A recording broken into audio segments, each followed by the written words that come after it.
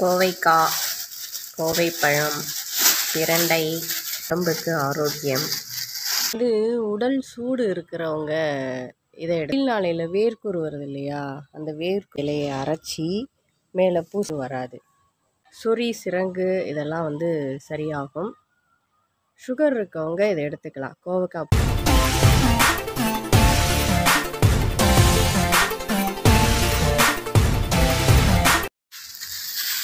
கோவைக்காய், கோவைப்பழம், பிரண்டை இன்னைக்கு எங்கள் வீட்டு சமையல் இதுதான்.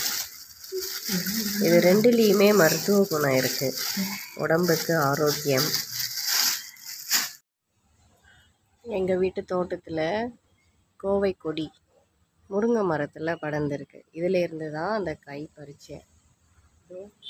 கோவைப்பழம்,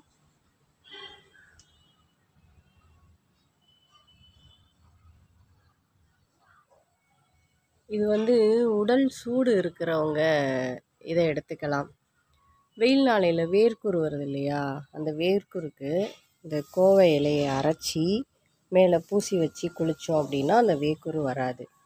அது மட்டும் இல்லை, இந்த கோவை இலையை கஷாயம் வச்சு குடிக்கும்போது சொறி சிரங்கு இதெல்லாம் சரியாகும்.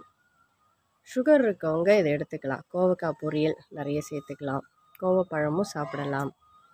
இல்லை இன்னும் மருத்துவ குணங்கள்லாம் நிறைய இருக்குது.